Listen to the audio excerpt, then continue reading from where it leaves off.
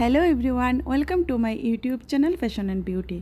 So আজকে আমি যে মেকআপটি করে তোমাদেরকে দেখাবো সেটি হচ্ছে একটা ডার্ক স্কিনের উপরে তোমরা কীভাবে মেকআপ করবে। তো চলো স্টার্ট করি। তো প্রথমে আমি ফেসটাকে ক্লিন করে চলে এসেছি। এরপরে আমি এখানে একটা টোনার ইউজ করছি, যেটা বায়োটিকের কিউকাম্বার টোনার। এরপরে আমি পন্ডসের একটা ময়শ্চারাইজার ইউজ করলাম। দেন আমি প্রাইমার ইউজ করছি।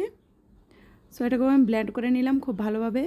এবার দেখো আমি এখানে কালার কারেক্টার ইউজ করছি, এটা অরেঞ্জ কালার কারেক্টার, ক্রাইলনের এটা। সো তোমরা এখানে যে কোনো অরেঞ্জ কালার কারেক্টার ইউজ করতে পারো, বা তোমাদের কাছে যদি অরেঞ্জ কালারের লিপস্টিক থাকে ওটাও তোমরা কারেক্টার হিসেবে ইউজ করতে পারো।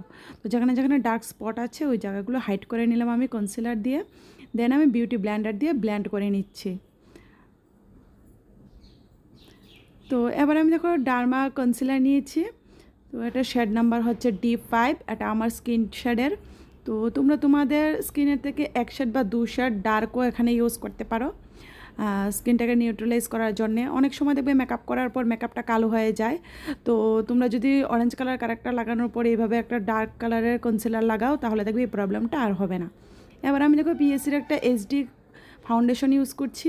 তো খুব কম কোয়ান্টিটির ফাউন্ডেশন আমি এখানে ইউজ করছি, তো দেখতেই পাচ্ছ। এবার আমি বিউটি ব্লেন্ডার দিয়ে খুব ভালোভাবে ব্লেন্ড করে নেব। নেক্সট আমি ফেসটাকে হাইলাইট করব। তো তার জন্য আমি ডার্মা কনসিলার নিয়েছি, শেড নাম্বার D4। ফেসটাকে হাইলাইট করার জন্য সবসময় এক শেড বা দু শেড ফেয়ার টোন ইউজ করবে। তো এখানে আমি বিউটি ব্লেন্ডার দিয়ে ব্লেন্ড করে নিচ্ছি। নেক্সট আমি লোজ পাউডার নিয়েছি, এটা banana loose powder. So dark skin টোনে সবসময় ব্যানানা লোজ পাউডার ইউজ করার চেষ্টা করবে, তাহলে বেস্ট হয়। এরপর আমি ফরএভার 52-এর কম্প্যাক্ট নিলাম। তো যেখানে যেখানে আমি হাইলাইট করেছি সেই জায়গাগুলোতেই শুধুমাত্র আমি কম্প্যাক্টটা ইউজ করছি। তো কন্ট্রোল করে নিচ্ছি সুগারের একটা কন্ট্রোল প্যালেট থেকে। দেন আমি ডার্ক কালারের ব্লাশার ইউজ করছি। ডার্ক স্কিনে সবসময় ডার্ক শেড ইউজ করবে ব্লাশার ইউজ করার সময়। লাইট কালার দিলে কিন্তু লাইট কালারটা পপ আপ হবে না, তো তার জন্য ডার্ক কালার দিতে হবে। এরপর একটা হাইলাইটার ইউজ করছি, যেটা নন ব্র্যান্ডেড হাইলাইটার, ব্র্যান্ডটার নাম আমার জানা নেই, নামটা উঠে গেছে। এবার আমি আইব্রোটা করে নিলাম একটা আইব্রো পেন্সিলের সাহায্যে। তো নেক্সট আমি আই মেকআপে চলে এলাম। তো একটা লাইট কালার আমি ব্লেন্ড করে নিচ্ছি ফার্স্টে। দেন আমি পার্পল কালার নিয়েছি, দুটো পার্পল কালার একসঙ্গে মিক্সড অ্যান্ড ম্যাচ করে আমি শুধুমাত্র আইলিডের মধ্যে লাগিয়ে খুব ভালোভাবে ব্লেন্ড করে নিয়েছি, এবং চোখের নিচেও আমি ব্লেন্ড করে নিচ্ছি। তো খুব ভালোভাবে ব্লেন্ডিংটা করতে হবে। তো এখানে আমি ইউজ করছি ল্যাকমি লাইনার।